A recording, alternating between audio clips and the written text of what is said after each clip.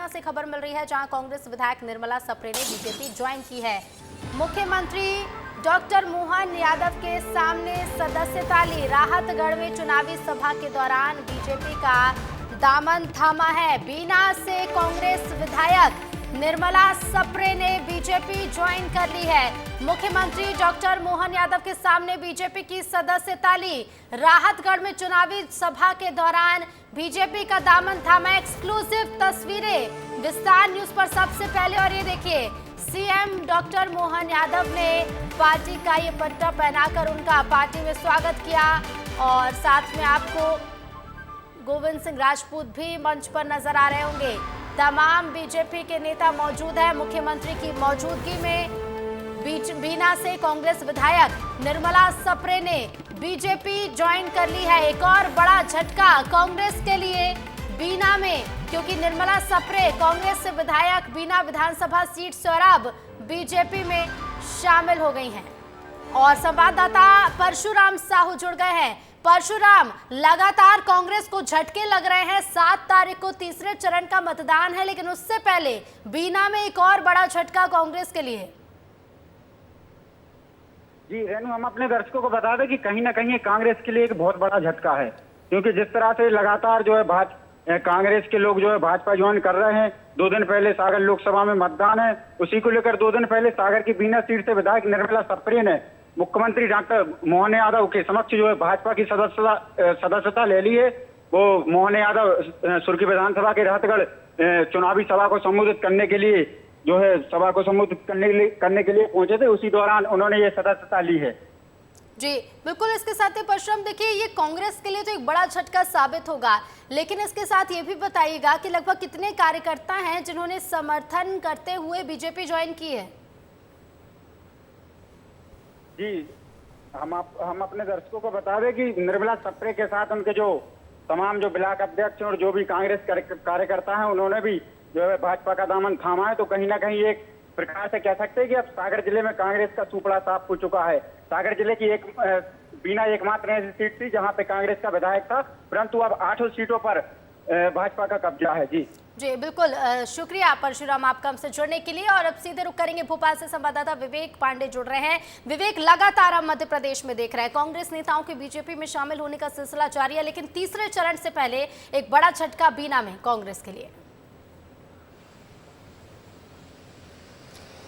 देखिए, निर्मला सप्रे तीसरी ऐसी विधायक है जो कांग्रेस में रहते हुए बीजेपी में ज्वाइन हो रही है। इससे पहले रामनिवास रावत और कमलेश शाह भी बीजेपी ज्वाइन कर चुके हैं। और ये सब कुछ लोकसभा चुनाव के जब चुनाव उस सीट पे होने वाले हैं वो उस वक्त देखने के लिए मिल रहा है। पिछले दिनों मुरैना में भी यही स्थिति मिली कि सीएम की मौजूदगी में रामनिवास रावत मैदान में छोड़ के बीजेपी ज्वाइन कर गए, और आज निर्मला सप्रे। और सबसे बड़ी बात है कि महेश राय को उन्होंने हराया था इस विधानसभा चुनाव में। साल 2023 में विधानसभा चुनाव हुआ था, महेश राय को निर्मला सप्रे ने हराया था। और 80 से लेकर अब तक सिर्फ ये दूसरा ऐसा मौका है जब निर्मला सप्रे वहाँ से जीती है बतौर कांग्रेस के टिकट में। इससे पहले बीजेपी का ही दबदबा रहा, लेकिन अब जब निर्मला सप्रे सीएम की मौजूदगी में कांग्रेस छोड़कर बीजेपी ज्वाइन कर रही है, तो यानी कि स्पष्ट माना जाए कि सागर में कांग्रेस का कोई भी चेहरा नहीं है बतौर विधायक। ये एक सबसे बड़ी कांग्रेस की चिंता के लिए बात है। और दूसरा एक सबसे बड़ा महत्वपूर्ण कारण है कि जब तीसरे चरण के लिए लोकसभा के चुनाव हो रहे हैं, ऐसे में अगर मौजूदा कांग्रेस का कोई विधायक छोड़ के जा रहा है तो ये कांग्रेस के लिए बड़ी चिंता की बात है। दूसरा एक सवाल ये है कि 3 ऐसी सीट खाली हो चुकी है जिसमें उपचुनाव होंगे और आने वाले दिनों में इनके तारीखों का ऐलान भी होगा। रामनिवास रावत ने भी अपना इस्तीफा दे ही दिया है, और निर्मला सप्रे के इस बीजेपी ज्वाइन करने से ये स्पष्ट है कि वो वहाँ पे फिर से कैंडिडेट के तौर पर चुनी जाएंगी। लेकिन एक बड़ी बात है कि महेश राय को वो हरा के आई थी। ऐसे में जो बीना की सीट है, विधानसभा सीट है, वहाँ पे महेश राय और निर्मला सप्रे के बीच में आखिर दूरी कायम रहती है, या फिर जब बीजेपी वो शामिल हो गई तो बीजेपी की होकर रह जाएगी। ये आने वाले दिनों में देखने के लिए मिलेगा। ऋतु। बिल्कुल बिल्कुल विवेक, लेकिन इसके साथ ही देखिए, ये तो आपने बिल्कुल सही बात कही कि आने वाले दिनों में देखना होगा कि क्या किसी तरह के बदलाव या फिर किसी तरह की परेशानियां होती हैं। लेकिन इसके साथ ही हम लगातार देख रहे हैं कि जिस तरह से कांग्रेस के नेताओं का बीजेपी में शामिल होने का सिलसिला जारी है, कई तरह के आरोप भी इसके साथ ही जन्म लेते हैं, और इन्हीं आरोपों को लेकर कांग्रेस बीजेपी पर खूब तंज कसती हुई भी नजर आती है।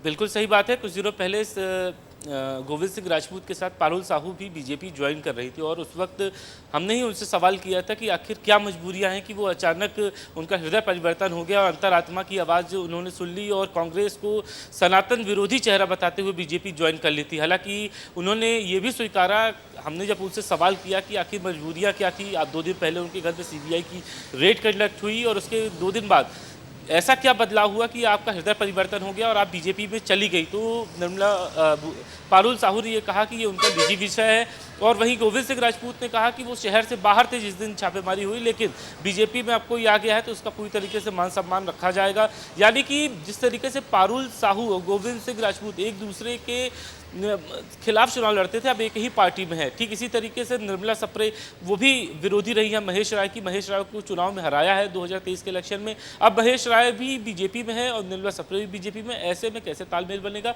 ये आने वाले दिनों में स्पष्ट होगा। लेकिन आखिर निर्मला सप्रे की क्या मजबूरियां रही, क्या कुछ रहा, क्योंकि अचानक ये कोई ऐसे 2 से 3 दिनों से ये कोई बात नहीं चल रही थी कि निर्मला सप्रे बीजेपी ज्वाइन हो सकती, लेकिन आखिर ऐन वक्त पे ऐसा क्या हुआ कि निर्मला सप्रे कांग्रेस की विधायक और जुमा उनको कुछ समय ही हुआ होगा, करीब पहले सत्र में जब अनुपूरक बजट रखा जा रहा था उन्होंने 2-3 सवाल ही किए होंगे और उसके बाद विपक्ष में बैठी हुई थी, लेकिन अब सत्ता पक्ष के साथ मौजूद है। तो ये देखने वाला दिलचस्प होगा कि आखिर निर्मला सप्रे की क्या मजबूरियां रही। कमलेश शाह तो कमलनाथ से खफा चल रहे थे और ऐसे में बीजेपी वहां पे छिंदवाड़ा में पूरी तरीके से ये कोशिश कर रही थी कि कई और विधायक संपर्क में है। रामनिवास रावत अपनी पार्टी से नाराज थे, लेकिन निर्मला सप्रे की क्या मजबूरियां रही ये दिलचस्प होगा कि आखिर बिल्कुल, क्योंकि देखिए कभी भी विवेक जो भी नेता बीजेपी ज्वाइन करता है, हालांकि कहना तब यही होता है कि हम विचारधारा से इतना प्रभावित हो गए कि हम बीजेपी ज्वाइन कर रहे हैं, लेकिन उसके पीछे के मूल कारण क्या है वो सामने आना भी बेहद जरूरी है। और अब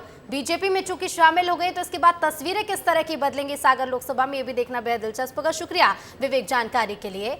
तो आज निर्मला सप्रे जिन्होंने मुख्यमंत्री की मौजूदगी में सागर में बीजेपी की सदस्यता ले ली है, बीना से विधायक कांग्रेस की, लेकिन अब बीजेपी में शामिल हो गई। लोकसभा चुनाव के मद्देनजर पूर्व मुख्यमंत्री शिवराज सिंह चौहान का परिवार भी प्रचार करने में कोई कसर नहीं छोड़ रहा है। पूर्व सीएम शिवराज सिंह चौहान के बेटे कार्तिकेय चौहान गांव के लोगों से अपना वोट जरूर डालने की अपील कर रहे हैं और इसी को लेकर विस्तार न्यूज के संवाददाता विजय सिंह राठौर ने कार्तिकेय चौहान से खास बातचीत की है, सुनिए।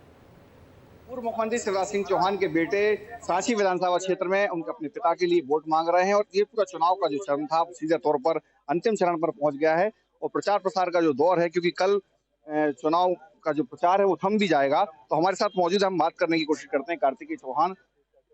कार्तिकेय जी, लगातार आप पूरे क्षेत्र में कैंपेनिंग कर रहे हैं, कैसा माहौल दिख रहा है? एक तरफा माहौल है, जब परिवार का सदस्य चुनाव लड़ता है पारिवारिक माहौल होता है। मैंने पहली बार ऐसा देख रहा हूँ कि यहाँ पर प्रत्याशी एक नहीं 19 लाख है, 19.5 लाख प्रत्याशी स्वयं शिवराज सिंह चौहान बन के चुनाव लड़ रहे हैं और निश्चित रूप से सभी के सभी जीतने वाले हैं। तो लगातार आप पूरे क्षेत्र में जा रहे हैं, इस बार जो सामने कांग्रेस की जो प्रत्याशी हैं, पहले भी आपके पापा के सामने चुनाव लड़े हैं, कितना अंतर देख रहे हैं? जब आप छोटे थे उनके सामने, अब तो शायद आप नहीं, अब उनका मैं सम्मान करता हूँ, इतने वरिष्ठ हैं वो, किसी भी प्रकार के अपशब्द बोलना उनके लिए उचित नहीं होगा। मैं किसी भी सभा में उनके लिए बोलता नहीं हूँ। मेरी विनम्रता से मेरा निवेदन है कि हमारी लड़ाई उनसे नहीं है, वो तो बड़े हैं, सीनियर है, हमारी कांग्रेस की विचारधारा से हमारी लड़ाई है। जितनी सहजता से शिवराज जी से लोग मिलते हैं, मामा बोलते हैं उनको, भैया बोलते हैं, आपको कितना प्यार मिलता है जब क्षेत्र में जाते हैं? अब उनका बेटा होने के नाते जब लाडली बहनों ने उनको भाई बना दिया तो उनका बेटा होने के नाते मुझे भतीजे की तरह लाड़ करती है, भतीजे की तरह प्यार करती है। तो निश्चित रूप से हमारे नौजवान साथी भी भांजे भांजी उनको बोलते हैं, मैं उनका भाई लगा। तो इस प्रकार का पारिवारिक प्यार लगातार मिलता रहता है और ये तो सदातपुर में पहली बार यहाँ पे सभा को संबोधित करता हूँ, लेकिन फिर भी भारी मात्रा में मेरे साथी नौजवान सभी आए और सबने सुना मुझे। मैं तहे दिल से सबके लिए आभारी हूँ। और अब खबर विदिशा से, जहां के माधवगंज में पूर्व मुख्यमंत्री शिवराज सिंह चौहान की सुरक्षा में चूक का मामला सामने आया। यहां एक सभा के दौरान एक शख्स मंच पर शिवराज सिंह चौहान से माइक छुड़ाने के लिए पहुंच गया, लेकिन सुरक्षा कर्मी ने पकड़कर अलग कर दिया। हालांकि शिवराज सिंह चौहान लगातार मंच से भाषण देते रहे।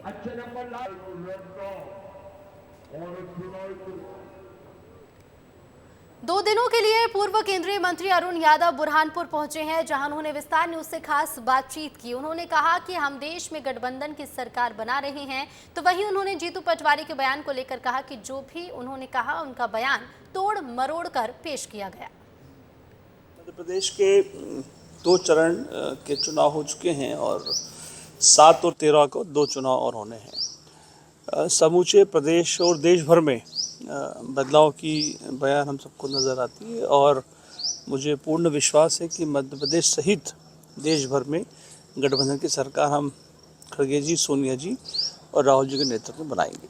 कांग्रेस प्रदेश अध्यक्ष जीतू पटवारी पर कल ही मामला दर्ज हुआ भिंड में। इन पूरे घटनाक्रम को किस तरीके से देखते हैं आप? देखिए, उनने जो कुछ कहा है उसको तोड़ मरोड़ कर दिखा जाने की कोशिश की गई है और इमरती देवी जी बहुत ही वरिष्ठ हैं, हम सबकी सम्मानीय है, हम सब उनका सम्मान करते हैं।